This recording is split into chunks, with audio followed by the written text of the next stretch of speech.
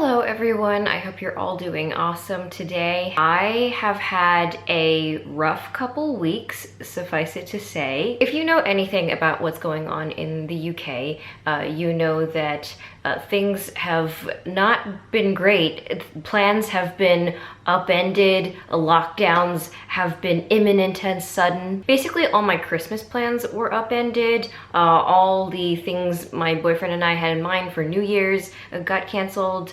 And now we have a new lockdown going on. Also, I'm in the middle of a move to a new place because I am starting a PhD this month, and for a while it was a bit touch and go about whether I could move or not. But it's all okay and I can move now. But I did not like having my plans be so uncertain for so long. And also a lot of political stuff has happened in the past week. Lots of horrible stuff in Hong Kong, horrible stuff in the US. If you follow me on Twitter, you know how I feel about all of that. So yeah, this year has been off to a bit of a rough start, but we can hope for better days. Also, you might hear some laundry in the background. That's because I have a lot of laundry to do before I move. Today, I'm bringing you the best books I read in 2020. One of the highlights of 2020 of being shut inside was being able to read a ton. I read 103 books in 2020. My Goodreads says that I read 104, but that's because I accidentally marked Hidden Zay, one of my DNFs, as read. So I read 103 books, which is the most books I have read in a while. It was tough eliminating down to a tight 10, and some of the listings in here are gonna be series. Basically how I did it was that I looked back on the books I read in 2020, and if they really made an impression on me, really stood out to me, if they really impacted me, then I put them on this list. So let's get right to it. Let's talk about some books. So an undisputed favorite of 2020 was Jonathan Strange and Mr. Norrell by Suzanne Clarke. This is set during an alternative Regency era England during the Napoleonic Wars, and in this version of England there are magicians. The most notable magician in England is Mr. Norrell, who calls himself a practical magician. But soon a man called Jonathan Strange discovers that he can also practice magic, and he goes to apprentice with Mr. Norrell. They both eventually participate in the political landscape of the country, like using their magic to do warfare and fight with Napoleon. But in the process, they also both develop their own ideologies in regards to how magic should be used and how the boundaries of magic should be pushed. This eventually causes them to fall out, and a lot of the story follows the fallout of that conflict. And there's also a troublesome fairy that causes a lot of headaches for everybody. I really loved this book. It really resonated with me on so many levels. Of course, I loved the setting of a fantasy Regency England. I loved the humor, I loved the banter, I loved how petty people were, I loved how petty and flawed the main characters could be. But of course, Childermas and Stephen are my favorite characters. They start out as servants, but then get a very important role later on. I loved how magic was not a convenience in this world. It didn't solve everybody's problems, and if anything, it caused more trouble for people. And I loved how that was explored in the context of English bureaucracy, military bureaucracy, and in the kind of social atmosphere. And also, as someone who has been in academia and is going into academia again, I definitely really identified with how really smart people can just fall out over really petty things, even though it starts out as a debate over ideas and theories and ideologies. So yeah, I loved it. It's a great story. Probably my favorite book of last year. Next up is Cloud Atlas by David Mitchell, which I believe I read for a tome topple, but I can't recall now. This is a collection of 6 different narratives that are intertwined in a very mysterious way, and you kind of discover that as you go from narrative to narrative and kind of pick out different clues. The structure of this novel is basically like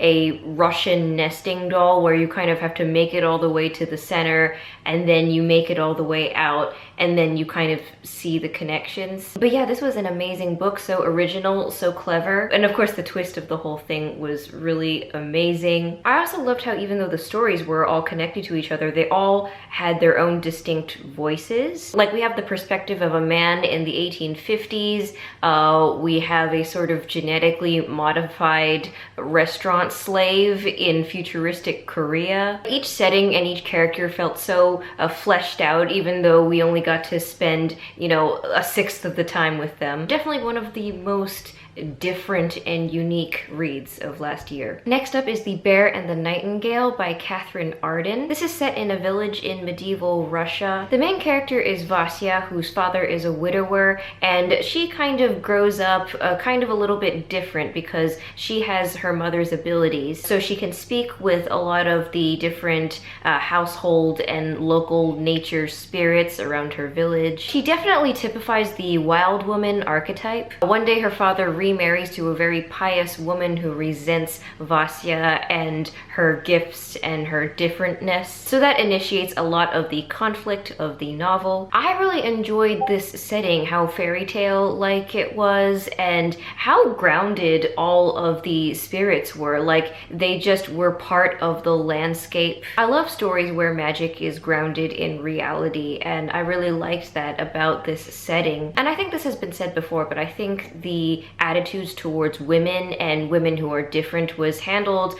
much more naturally and realistically than it is in a lot of other novels. I didn't feel like Vasya was a modern girl thrust into this setting. I felt like she was very much part of this world and was just different in a way that made sense for that time. I actually have started the next book on audiobook. I can't wait to get through it. Next up is The Starless Sea by Erin Morgenstern.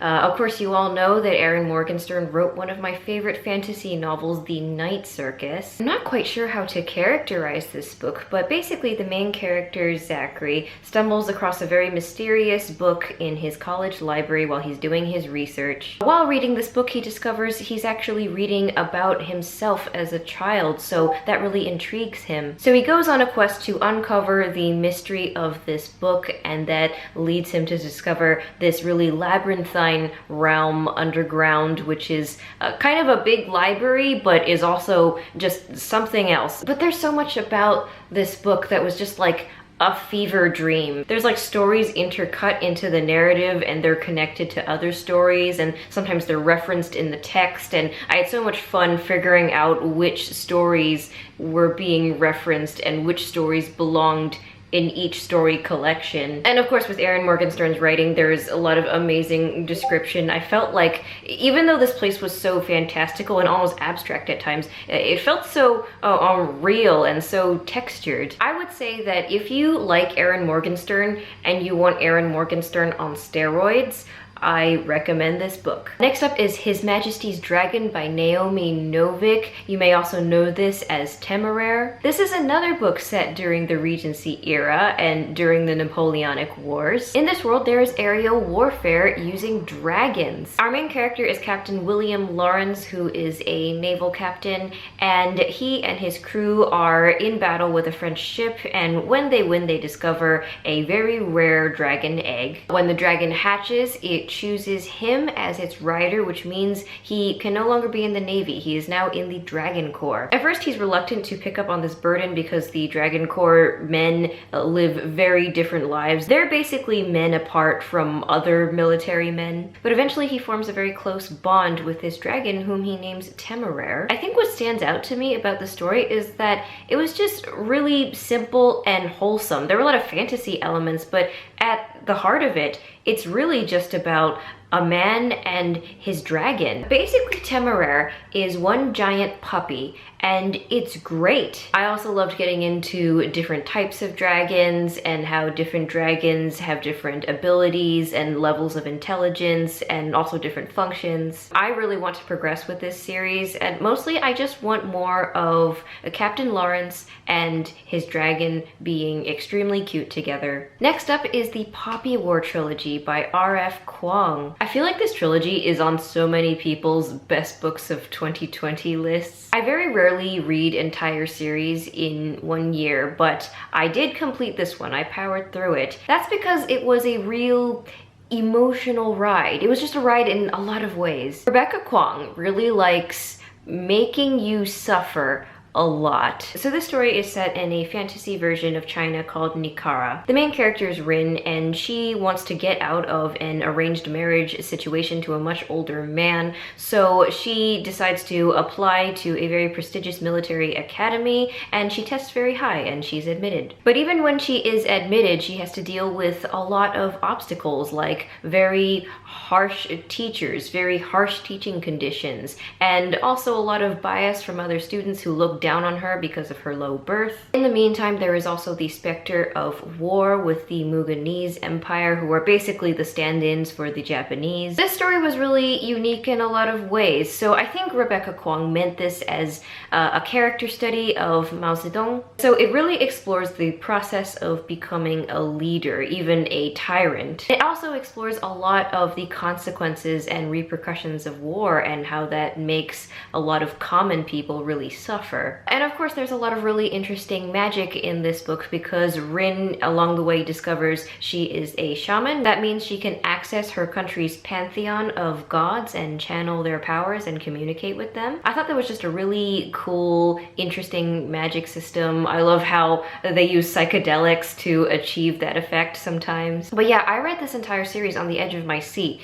because I knew that even if things were going well, the other shoe was going to drop soon, and I didn't know how bad that was going to be when that happened. There's also some really engaging villains, very well motivated villains, and also mentor characters who become much more complicated as the story progresses. I think if anything is evident from this book series is that Rebecca Kuang is a historian first and foremost. You can really tell that Rebecca Kuang was invested in the history. She's a good writer and she can craft plot very well, and she's fairly good at characters, but first and foremost, it's about the lore and the history. So definitely some of the best crafted world building I had seen, best crafted history and magic system. And also this is really groundbreaking in Chinese fantasy as well. So if you're interested in some Asian fantasy that will be rough and emotionally cathartic, read this series. Next up, I read all of the Star Wars prequel trilogy novelizations. I am not ashamed to say that some of the best books of 2020 were Star Wars novelizations. It's just how it is. I want to especially emphasize the second and third novels, Attack of the Clones and Revenge of the Sith. Those are my two favorite films in that trilogy, and I thought the books were the best ones as well. I thought Attack of the Clones was really amazing at fleshing out the relationship between Anakin and Padme and how that develops. It was really great at developing his motivations a lot more. I actually really like Attack of the Clones as a film. I don't really care what people say. I do acknowledge there were flaws in the way it was directed and how it brings out people's emotions and development and relationship development. So this novel really did well with that, and it added some scenes in there that helped really flesh things out, develop things a lot more. And this book was all about the Anidala. Anidala is one of my all-time OTPs, and this book was just peak Anidala. If I reread this book, it's gonna be for the Anidala moments. And of course, Revenge of the Sith is Revenge of the Sith. What can I say? My favorite Star Wars film and the novel based on my favorite Star Wars film. I was bound to love it. I had a few nitpicks about it, but overall it's just a really excellent novel. Also really great at delving into each character and what motivates them, to the point where you even had to sit with the antagonists of the story, and that was really chilling that you had to be in their mindset. It's a really sad story, of course, and It's a story that I identify with a lot more than ever, given what's going on in the world and especially in Hong Kong right now. So yeah, I was glad that this book resonated with me in a lot of similar ways to the film. And next up are the Shakespeare Star Wars prequel trilogy books, as if you thought there wasn't enough Star Wars in this listicle. And as before in the prequel trilogy novelizations, a special emphasis on the clone army attacketh and the tragedy of the Sith's revenge. Again, the clone army attacketh was all about the Amidala, and I think Ian Desher did an amazing job of adapting Anakin and Padme's relationship development because it is perfect for Shakespeare. They're these people who meet after a long time apart, and over a brief period they fall in love. They are the ones for each other, and I think that's done really well in this book. I love how their exchange is all written in an A-B rhyme formation. Of course, I love all the Romeo and Juliet and Twelfth Night and Much Ado About Nothing references. And of course, there's also an amazing Macbeth reference. You know, when Anakin's mother dies in his arms, and then he has a version of the tomorrow and tomorrow and tomorrow soliloquy. So yeah, this was very heart-melting, and of course, tragedy of the Sith's revenge, heartbreaking as expected. Again, really cleverly written, lots of really clever and witty references, and also really sad when Anakin and Padme's relationship starts to rupture and they stop rhyming perfectly with each other. So that worked really well to show us the discord between them. So unlike the original trilogy, they're not audiobooks for these, unfortunately, but I do recommend reading them in print. They're really good. Next up is A Little Life by Hanya Yanagihara.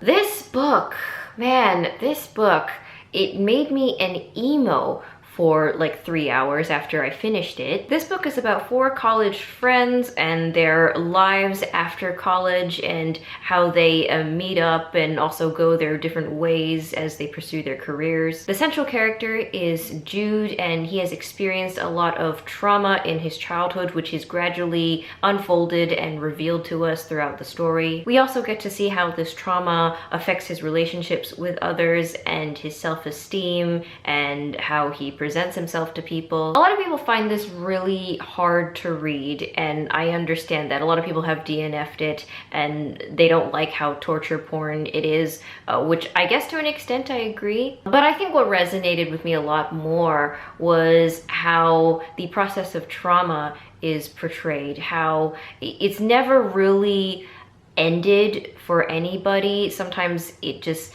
is a cyclical life process. I'm really not good with words today, oh my god. But yeah, sometimes dealing with trauma is a cyclical process. Sometimes it does not ever end, and sometimes you find yourself dealing with it in waves. So yeah, I really loved how it was portrayed, and I came away from this and I was like, wow, life is so precious, and some things really only happen upon you by an accident of birth. And life is also so brief and should be cherished. Yeah, this book hit me really hard, and I think it's the only book that really moved me to tears last year. Like, I usually don't cry when I read. You know, I get very moved, but you know, I don't really cry. But this book, man, like the last 10 pages were just the final gut punch. Ugh. So if you're scared to read this book, you should be. But I also highly recommend it. And last but not least is Jade City by Fonda Lee. This is set in a city that is kind of a fantasy-based mishmash of Hong Kong and Shanghai and some other Asian cities. This story is about a mafia family, and their primary currency is jade. Jade in the story can be worn, and it can give you special abilities. So it is a highly coveted substance and is pretty much the economy of this country. A lot of foreign nations are always trying to get their hands on it, but there's also a twist that not everybody can naturally use and wear jade. So this story was a lot of things. It was a mafia story, it was a family story, it was a fantasy wuxia type story. So I really loved the fantasy system of the story. I loved the whole development of the economy around Jade and how different systems fight over it and different crime families fight over control of that substance. That aspect of the story was really well fleshed out and developed. But I think the most compelling part of the story was Shay, the central character who has been away from her family for a long time and has come back after time abroad. I think I identify with her cultural struggle in a lot of ways. She feels a world apart from her family in a lot of ways because she's just been away and she wanted to get away from her family and this way of life for a long time. But at the same time, she has a deep sense that this is her home and she has a sense of family duty. So when she was first introduced in the story, I was like, this girl is going to have a Michael Corleone arc. Like some catastrophe is going to happen and she's going to be forced back into the fold because of her sense of duty. And you know what? I was right. So yeah, another amazing work of Asian fantasy. I cannot wait to move on to the next book. I highly recommend this. So that's it for my best books of 2020. Let me know down below what books you enjoyed reading last year. So as a heads up, I will be starting my PhD soon, so I will struggle a bit to get a regular upload schedule, but I will try my level best to get you awesome content like this. In the meantime, you can follow me on Twitter and Goodreads and Instagram, and I will see you in my next video.